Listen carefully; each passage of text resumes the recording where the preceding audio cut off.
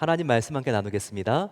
여호수아 1장 1절부터 9절까지의 말씀을 함께 나눕니다. 제가 봤습니다.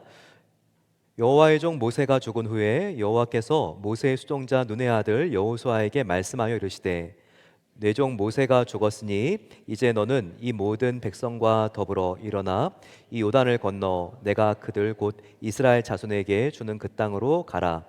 내가 모세에게 말한 바와 같이 너희 발바닥으로 밟는 곳은 모두 내가 너희에게 주었노니 곧 광야와 이 레바논에서부터 큰 강 유브라데 강까지 해쪽 속의 온 땅과 또 해지는 쪽 대해까지 너희의 영토가 되리라. 내 평생에 너를 능히 대적할 자가 없으리니 내가 모세와 함께 있었던 것 같이 너희와 함께 있을 것임이니라. 내가 너를 떠나지 아니하며 버리지 아니하리니 강하고 담대하라. 너는 내가 그들의 조상에게 맹세하여 그들에게 주리라 한 땅을 이 백성에게 차지하게 하리라.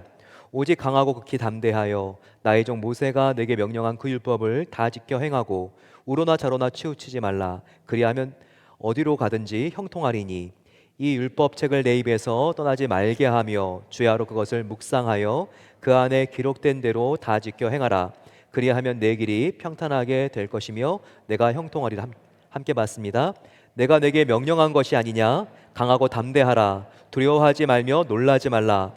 내가 어디로 가든지 내 하나님 여호와가 너와 함께 하느니라 하시니라. 아멘. 월요병이라고 있죠. 월요병은 무엇입니까?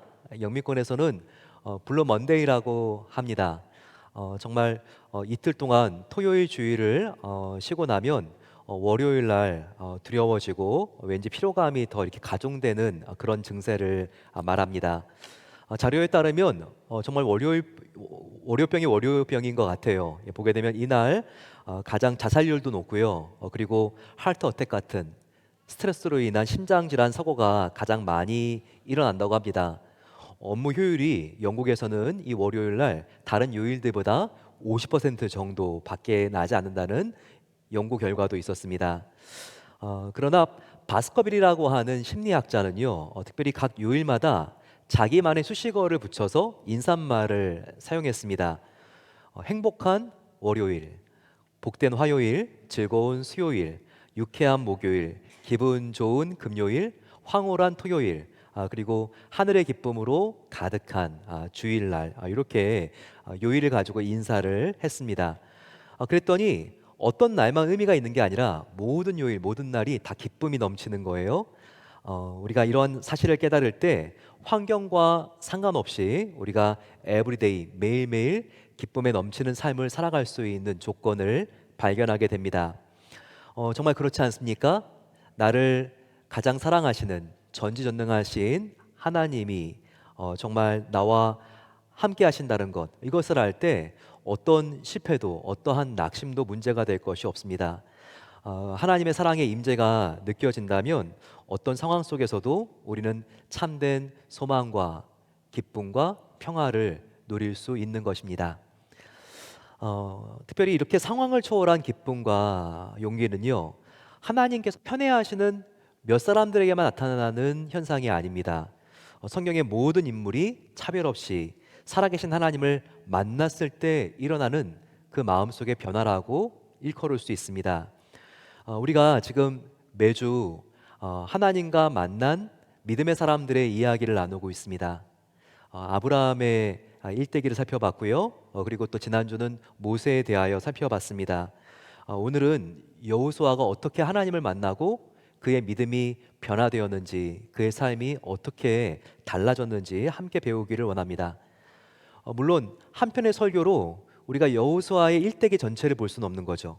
하지만 여호수아의 믿음을 가장 잘 볼 수 있는 그런 결을 따라 우리가 한 단면을 잘라서 보게 된다면요, 선멸된 말씀을 통해서 우리가 여호수아의 어떤 믿음을 본받아야 되는지, 그리고 그 믿음을 따라갈 때 우리의 삶에 어떤 변화가 생기는지 우리가 배울 수 있습니다. 여호수아가 하나님을 만났을 때는요, 이스라엘 민족과 여호수아의 인생에 있어서 가장 힘들고 어려웠던 절체절명의 위기였습니다. 바로 그때는 이제까지 민족을 이끌었던 지도자였던 모세가 갑작스럽게 죽었을 때였기 때문입니다. 위대한 지도자의 후계자는요, 항상 그 부담이 큽니다. 가장 능력이 컸고 연력이 지대했고 성품도 온 지면에 있는 모든 사람들 중에서 가장 온유하고 겸손한 사람이었다고 평가되는 바로 그 모세의 뒤를 이은 지도자였던 바로 여호수아의 어깨가 얼마나 무거웠을까요? 이와 같은 배경 상황을 여호수아 1장 1절 오늘 본문이 이렇게 우리에게 알려주고 있습니다. 여호와의 종 모세가 죽은 후에 여호와께서 모세의 수종자 눈의 아들 여호수아에게 말씀하여 이르시되라고 당시에 시간과 공간적인 상황이 나와 있습니다. 특별히 이 여호수아에게 모세가 죽자 통제할 수 없는 거의 패닉 상태의 두려움이 몰아쳐 온 것 같습니다. 이런 두려움의 어두운 그림자가 갑자기 엄습한 것은요, 하나님께서 이 여호수아 1장에 반복해서 두려워하지 마라, 놀라지 마라 이 말씀을 반복해서 말씀하시는 것을 통해서 짐작할 수 있습니다. 심지어 7절에는요, 오직 강하고 극히 담대하라, 하나님이 이렇게 지금 여호수아를 당부하고 있지 않습니까? 그는 지금 겁에 질려 있고 떨었던 것입니다. 그런데 이런 어두운 감정은요, 이런 두려운 감정은 정말 좋지 않습니다. 왜냐하면 이 두려움은 우리의 믿음의 시선에 커튼을 그냥 가려 보입니다. 하나님께서 약속하신 축복된 미래가 있는데 이 두려움은 그것을 보지 못하고 우리의 영적인 안목을 가려버린다는 거예요. 또 내 안에는 충분히 그 문제를 해결할 수 있는 가능성과 잠재력과 자원이 있습니다. 내 안에는 정말 감사할 조건이 많아요. 하지만 이 두려움이 몰아쳐 오게 되면요, 내 안에 있는 그 어떤 잠재력과 자원도 보지 못하게 만듭니다.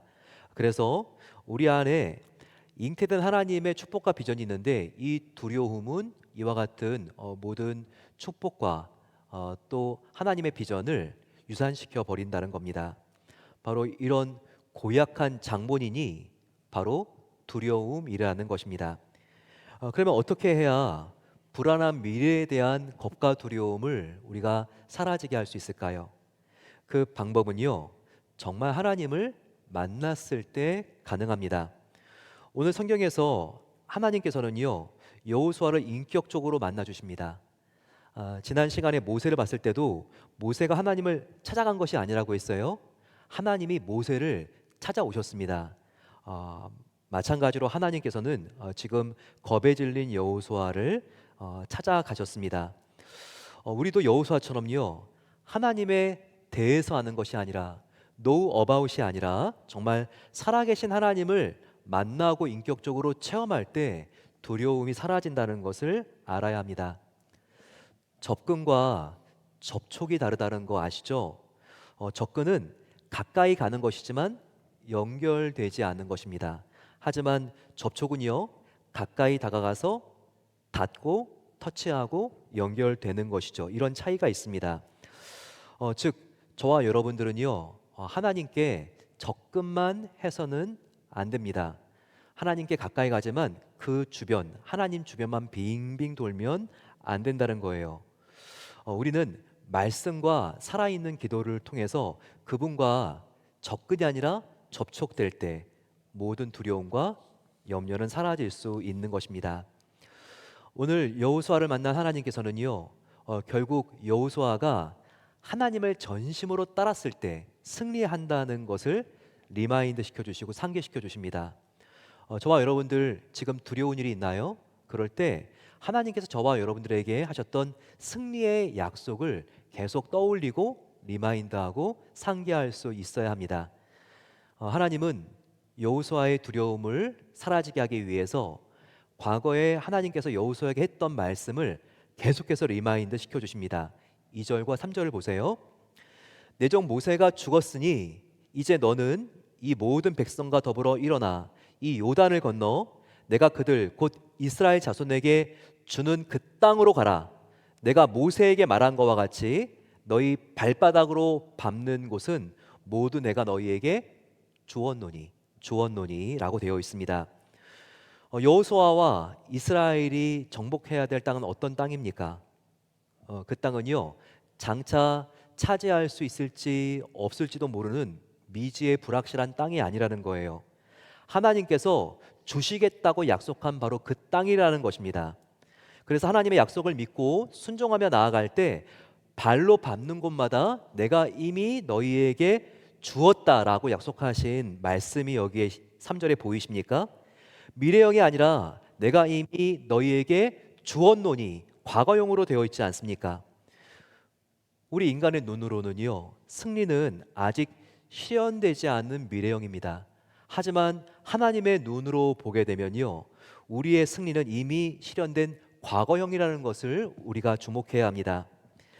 지금 내 앞에 있는 문제는요, 미해결된 과제일 수 있어요. 하지만 믿음으로 내가 당하고 있는 시험과 환난과 도전을 내 눈으로 보는 것이 아니라 하나님의 눈으로 보는 것이 바로 믿음입니다.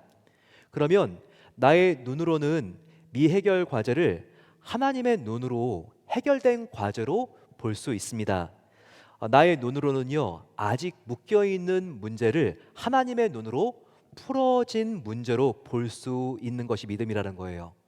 이게 바로 믿음의 정의입니다. 그래서 히브리서 기자는요, 11장 1, 2절에 분명히 말씀하고 있습니다. 믿음은 뭐라고요? 믿음은 바라는 것들의 실상이요, 보지 못하는 것들의 증거니. 선진들이, 믿음의 조상들이 다 믿음을 이로써 증거로 얻었다고 여기에 나와 있는 것입니다. 사랑하는 성도 여러분, 저와 여러분들의 삶 속에 하나님이 개인적으로 약속하신 말씀이 있습니까? 하나님이 말씀하신, 여러분들에게 하신 약속이 무엇입니까? 이 약속의 말씀을 어려울 때마다, 우리의 믿음이 약해지려고 할 때마다 계속해서 떠올릴 수 있어야 돼요. 이렇게 하나님이 나에게 약속하신 그 약속의 말씀을 믿고 붙들고 하나님의 선한 뜻을 구하며 나아갈 때, 지금은 도전과 문제가 나의 인생을 가로막고 있을 수 있습니다. 하지만 하나님의 약속의 말씀을 내가 붙들고 상기하며 나아갈 때 반드시 이 문제는 해결될 수 있는 것을 믿게 되시기를 축원합니다. 그럴 때 우리의 마음을 정말 누르고 있는 겁과 두려움은 사라질 수가 있습니다. 두 번째, 우리는요, 내 앞에 있는 문제가 아니라 나와 함께 하시는 하나님을 바라볼 때 우리의 두려움이 사라진다는 것을 명심해야 합니다. 하나님께서는요, 오늘 그냥 너의 두려움이 사라지게 하겠다라고 말씀하지 않으세요. 아주 구체적으로 어떻게 해야지 두려움이 사라지는지를 알려주십니다. 바로 그 방법은요, 하나님께서 내가 너와 함께하는 것을 믿어야지만 두려움이 사라진다라고 말씀하십니다. 보세요, 여호수아에게 계속 반복하시는 것이 하나님이 내가 너와 함께하겠다는 그 말씀입니다. 1장 5절 말씀을 한번 보시기 바랍니다. 내가 모세와 함께 있었던 것 같이 너와 함께 있을 것임이니라. 내가 너를 떠나지 아니하며 버리지 아니하리니. 우리가 참 삶이 힘들 때는요, 어떤 말씀이나 어떤 성경의 문장이 크게 다가올 때가 있습니다. 크게 보이고 큰 울림이 있을 때가 있죠. 요즘 정말 지역사회 경기가 어렵고 많은 회사에서 대량 해고, 레이오프를 진행하고 있지 않습니까? 저는 이 말씀을 묵상하는데요, 정말 오늘 이 말씀, 하나님이 나를 버리지 아니하리니, 참 이 말씀이 얼마나 정말 위로가 되고 얼마나 따뜻하게 다가오는지 참 감사했습니다. 정말 그렇지 않습니까? 내가 철떡같이 믿었던 친구인데 그 친구가 나를 버릴 수 있어요. 정말 내가 신뢰하면서 평생을 바친 회사인데 그 회사는 나를 버릴 수가 있어요. 하지만 우리 하나님은 어떤 하나님이십니까? 그 하나님은 나를 버리지 아니하시는 하나님, 나의 용도나 가치가 있을 때만 나를 사용하시는 그런 하나님, 정말 그리고 그렇지 않을 땐 버리는 하나님이 아니라 오히려 내가 연약할 때, 약할 때 더 나의 존재 가치를 인정해 주시고 더 가깝게 다가오시는 바로 그 하나님, 그 하나님이 나의 아버지이신 것이 얼마나 감사한 일입니까? 그 하나님이요, 우리와 영원히 한시도 떠나지 않고 어디서나 함께 있겠다고 말씀하십니다. 9절도 다시 한번 보세요. 오늘 9절 말씀은요, 저희 교회 정말 눈을 뜨고 잘 관찰하면 로비, 방들, 화장실 다 붙어 있는 말씀입니다. 왜냐하면 오늘 암송 말씀이기 때문에 그렇죠. 여호수아 1장 9절 말씀, 다시 한번 우리 이 말씀 같이 한번 우리 암송해 보겠습니다. 시작. 내가 내게 명령한 것이 아니냐, 강하고 담대하라, 두려워하지 말며 놀라지 말라. 내가 어디로 가든지 내 하나님 여호와가 너와 함께 하느니라 하시니라. 아멘. 정말 이 말씀을 우리가 붙잡는다면요, 모든 게임 끝입니다. 정말 인생 어떤 그 문제가 두려울 수 있겠습니까? 밤에 어두운 길을 혼자 걸을 때는요, 웬만한 용기가 있는 사람도 무서워요. 하지만 사랑하는 친구가 함께 걸으면 어떻습니까? 불안과 두려움이 훨씬 더 줄어듭니다. 그런데 저와 여러분들과 함께 하시는 분이 누구시죠? 바로 그분은요, 정말 이 세상에서 그 누구보다 가장 나를 사랑하시는 분이시고 어떤 문제도 해결할 수 있는 전능하신 하나님이십니다. 그분이 나와 함께 하시는데 무엇이 두렵겠습니까? 함께 하시는 하나님과 함께 문제를 바라보는 그 사람과 그렇지 못한 사람과는요, 천지 차이가 납니다. 여호수아와 갈렙은요, 젊은 시절에 각기 자기가 속한 지파의 대표가 되어서 가나안 땅을 정찰했습니다. 각 지파의 대표들이 나왔으니까 전체 12명이었던 거죠. 12명에 속한 2명으로서 가나안 땅을 40일 동안 그들은 정탐하고 모세에게 보고했습니다. 그들이 보고할 때 10명의 다른 지파의 대표들과 여호수아와 갈렙 그들의 보고는요, 확연히 달랐습니다. 10명의 대표는요, 하나님의 눈으로 약속의 땅 가나안을 보지 않았어요. 그러니 그들과 함께 하시는 하나님이 보이지 않으니까 문제가 훨씬 더 크게 보입니다. 상대적으로 그 문제 앞에 있는 내 자신은요, 작고 초라하기가 그지없는 거예요. 이와 같은 시각으로 자기 자신을 바라봤던 10명의 믿음 없는 정탐꾼들의 모습, 각 지파의 대표들의 모습이 민수기 13장 33절에 나와 있습니다. 그들의 보고죠. 거기서 네피림 후손인 아낙 지손의 거인들을 보았나니 우리는 그들이 보기에도 메뚜기 같으니 그들이 보기에도 그와 같았을 것이니이다 라고 말하고 있습니다. 아무도요, 그들을 문제 앞에 메뚜기라고 말한 적이 없어요. 하나님도 그런 말씀하신 적이 없고 다른 사람들도 그들을 메뚜기라고 말하면서 작다고 연약하다고 평가절하한 적이 없습니다. 그냥 스스로 보기에만, 오직 그들 자신만이 자기 자신들을 메뚜기에 불과하다고 평가절하시키고 있어요. 이렇게 나와 함께 하시는 하나님을 보지 못하면요, 자존감과 자신감이 다 무너져 내립니다. 정말 자존감이, 자신감이 땅에 끝없이 추락하고 정말 다 없어져 버리는 것이죠. 그러면요, 아무 문제도 아닌 것들이 문제로 보여요. 그러면요, 정말 별 볼 일 없는 일들인데 이것이 별 볼 일이 되어버리는 것입니다. 하지만 10명의 정탐꾼과 대조되는 2명 여호수아와 갈렙의 보고는 어떻습니까? 그들은요, 하나님의 눈으로 문제를 보고 있어요. 그러니까 어떤 보고를 그들은 드리게 됩니까? 민수기 14장 9절을 보게 되면 여호수아와 갈렙은 이렇게 외칩니다. 다만 여호와를 거역하지 말라. 또 그 땅 백성을 두려워하지 말라. 그들은 우리의 밥이라. 그들의 보호자는 그들에게서 떠났고 여호와는 우리와 함께 하시느니라. 그들을 두려워하지 말라. 이렇게 말하고 있습니다. 여기 보이세요? 여기서 자기 앞에 있는 문제를 밥으로밖에는 보지 못하는 여호수아와 갈렙, 반면에 문제 앞에 서 있는 자기 자신을 메뚜기로밖에는 보지 못하는 10명의 정탐꾼의 차이가 보입니까? 이렇게 진정 용기 있는 자와 비겁한 겁쟁이들의 차이가 무엇입니까? 그것은요, 당면한 문제의 사이즈가 아니에요. 당면한 문제는 똑같은 크기예요. 같습니다. 차이는요, 이 문제를 누구와 함께 바라보고 있는가, 바로 그 차이가 나는 거예요. 저와 여러분들, 지금 이 시간 가장 염려하는 것이 무엇입니까? 정말 나를 삼켜버릴 것과 같은 두려움에 휩싸이게 하는 바로 그와 같은 염려가 드는 문제가 무엇입니까? 그것이 신분에 대한 어려움이에요? 실직에 대한 두려움입니까? 그것이 무엇입니까? 경제 불안, 인간관계로 인한 마음속의 상처, 불안한 비즈니스 매상, 그것이 진학입니까? 정말 해결해야 될 중대한 프로젝트가 앞에 있습니까? 그것이 무엇입니까? 그런데 여러분, 제가 질문합니다. 과연 저와 여러분들은 이 문제 앞에서 하나님을 더하고 이 문제를 보십니까? 아니면 하나님을 빼고 이 문제를 바라보고 계십니까? 하나님을 더하고 바라봐야 되는 거예요. 내가 힘들수록 더욱더 가까이 계시는 그 하나님을 바라보면서 그 문제를 바라볼 때 그 어떤 문제도 성도에게는 문제가 되지 않습니다. 그것은 단지 저와 여러분들의 밥에 불과하는 것입니다. 여호수아는요, 또한 먼저 성결할 때 약속된 승리가 우리에게 오고 두려움이 사라진다고 말하고 있습니다. 여호수아는 요단강물을 건너고 또 가나안 땅의 첫 번째 전투인 여리고성 전투를 앞두고 있을 때 하나님으로부터 아주 특별한 명령을 받아요. 이 명령이 어떤 명령입니까? 여호수아서 5장 2, 3절에 나와 있습니다. 그때 여호와께서 여호수아에게 이르시되 너는 부싯돌로 칼을 만들어 이스라엘 자손에게 다시 할례를 행하라 하시매 여호수아가 부싯돌로 칼을 만들어 할례산에서 이스라엘 자손에게 할례를 행하니라. 할례는 뭐죠?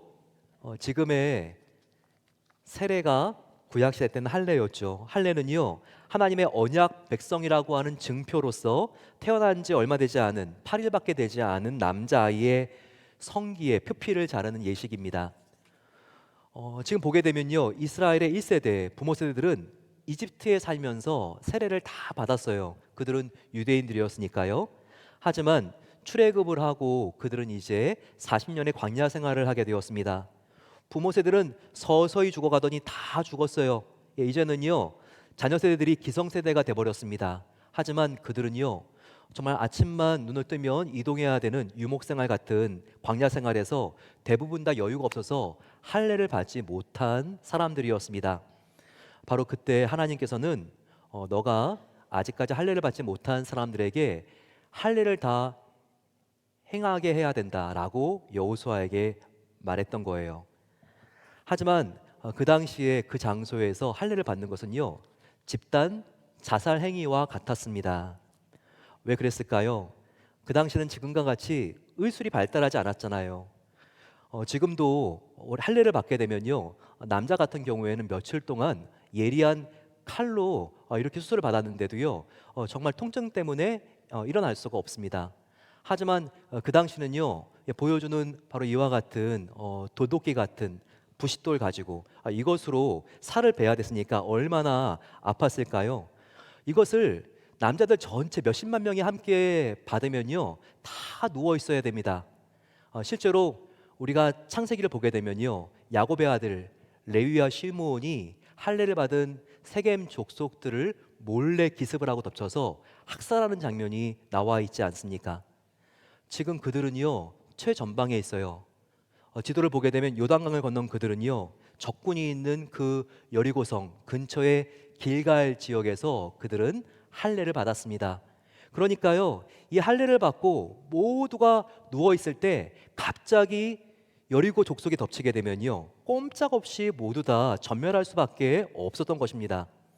근데 이렇게 위급한 상태인데요, 하나님은 다른 것도 아니고 지금 작전 회의를 계속해도 너무나 시간이 부족한 그 상황 속에서 하나님은요, 지금 여호수아 너는 모든 백성을 지금 다 할례를 시켜라, 이와 같은 명령을 하나님께서 내린 것입니다.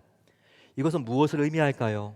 그것은 하나님께서 여호수아 그리고 너의 백성들 가나안 정복 이 사명을 이루기 위해서 더욱더 중요한 것이 있다. 바로 그것은 너의 경험과 지혜와 방법을 의지하지 않는 것이다. 오직 나 하나님만 섬길 것을 너희가 결단하라. 바로 이와 같은 성결을 명령한 것입니다. 실제로요, 할례 때 제거되어지는 그 살덩이, 그 성기의 표피는요, 죄를 의미했습니다. 그래서 부싯돌로 이 표피를 잘라서 던져버리는 것은요, 우리의 죄악과 수치를 던져버리는 것을 의미했어요. 하나님과 나를 멀리하게 하는 이 죄악과 수치를 우리가 던져버릴 때, 죄로부터 우리가 결별하고 이별할 때 하나님 앞에서 성결하게 된다는 바로 이 상태를 의미하는 것입니다.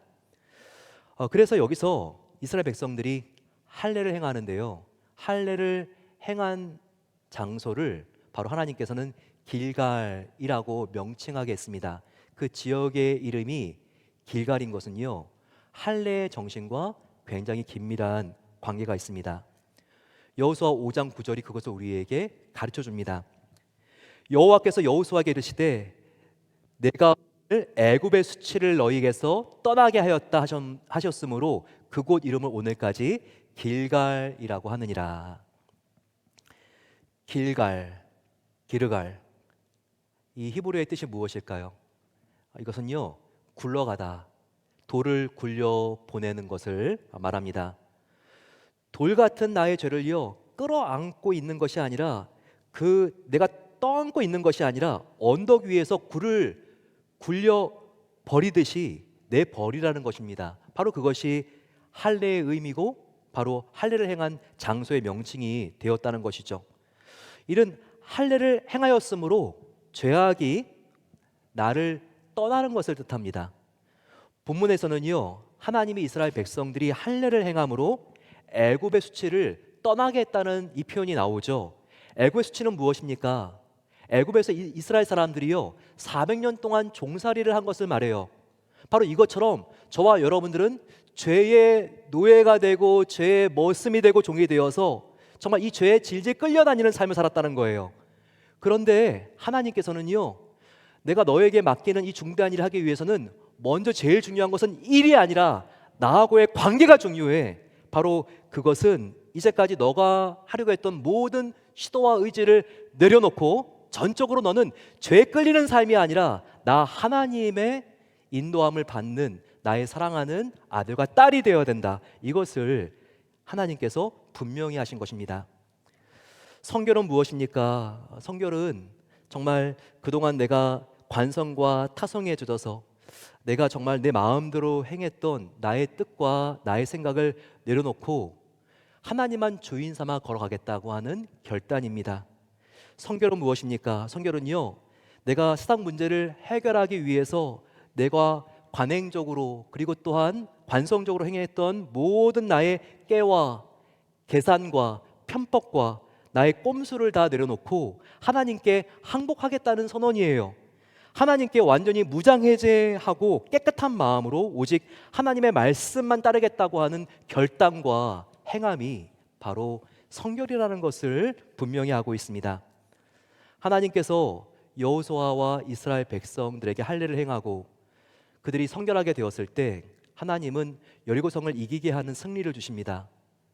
이것처럼 저와 여러분들도 하나님 앞에 먼저 성결할 때 일보다 우리가 하나님께 먼저 무릎 꿇고 기도하면서 하나님과의 이 관계를 더욱더 소중하게 여길 때 하나님은 여호수아에게 여리고성을 붙이신 것처럼 반드시 저와 여러분들에게 거룩한 승리를 선물로 주실 것입니다.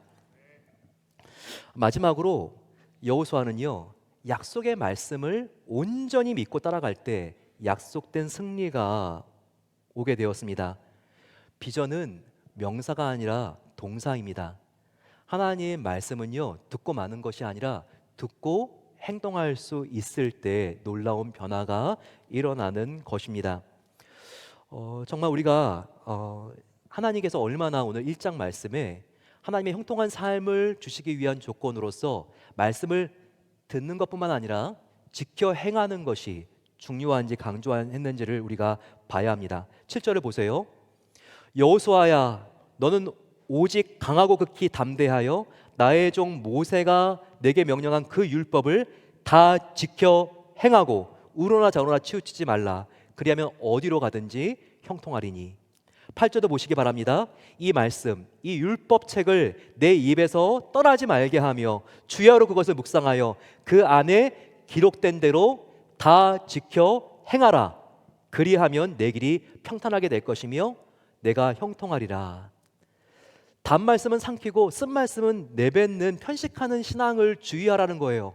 그러지 않고 full commitment, 정말 온 마음을 다하여 우리가 빠뜨리지 않고 다 지켜 행할 때 하나님께서 형통한 길로 우리를 인도하신다는 것입니다. 물론 저와 여러분들이 perfect, 완전한 것은 불가능해요.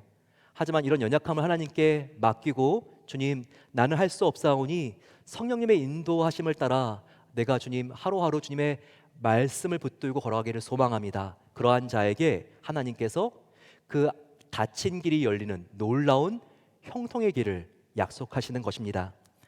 얼마나 여호수아가요 행동하는 지도자였습니까?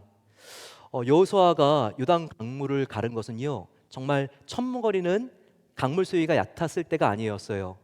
요단 강물이 가장 범람 수위까지 올라갔을 때, 가장 수위가 높았을 때 하나님은 이 요단강을 건너라고 명령하십니다. 사람의 이성으로는, 상식으로는요 이해할 수가 없어요. 하지만 이해가 되지 않아도 하나님이 말씀하셨기 때문에 그 말씀에 행동으로 옮기고 순종했기 때문에 주의 말씀을 따라 이 요단강을 향해서 걸어갔기 때문에 이 요단강물이 멈춘 것입니다. 여리고성은 어떻습니까? 여리고성은 어떻게 무너졌죠? 바로 여호수아가 이번에도 순종했기 때문에 바로 이 여리고성이 무너진 거죠. 여호수아가 생각만 해서 기도만 해서 여리고성이 무너졌나요? 그게 아니었습니다. 기도하고 그리고 또한 생각하고 전략을 짰지만 여호수아가 가장 중요하게 생각한 것은 바로 순종이었어요. 행함이었습니다. 여호수아가 백성들과 함께 여리고성을 하나님이 말씀하신 그대로 7일 동안 13바퀴를 돌고 고함을 질렀더니 이 여리고성이 무너진 것입니다. 이렇게 말씀에 온전히 순종하는 여호수아의 모습은요 그가 은퇴할 때 했던 고별 설교를 통해서도 우리가 경청할 수 있습니다. 여호수아가 은퇴할 때 나와 내 집은 오직 하나님만 섬기겠다라고 행동하는 믿음을 고백하지 않습니까? 오직 나와 내 집은 여호와를 섬기겠노라 하니 백성이 대답하여 이르되 우리가 결단코 여호와를 버리지 않고 다른 신들을 섬기지 않겠습니다. 이렇게 고백하지 않습니까? 그들은 행동하는 지도자 바로 여호수아의 영성을 평생 동안 옆에서 지켜봤습니다. 그러니 그가 이렇게 고백을 했을 때 온 백성도 함께 행동으로 따르는 믿음을 시작하겠다고 결단한 것입니다. 이처럼 우리가 행하지 않으면요 그 문제가 그대로 있습니다. 하지만 날마다 말씀으로 비춰주시는 그 길을 따라 우리가 순종하고 걸어가게 되면요 반드시 승리할 수 있습니다. 지금 내 앞에 어떤 환난과 문제와 아픔이 있습니까? 그렇다 할지라도 우리가 정말 주님을 순종하며 나와 함께 하시는 하나님을 믿으며 또 약속하신 승리의 약속을 우리가 계속 기억하며 걸어갈 때 하나님은 반드시 합력하여 선을 이루시는 것입니다.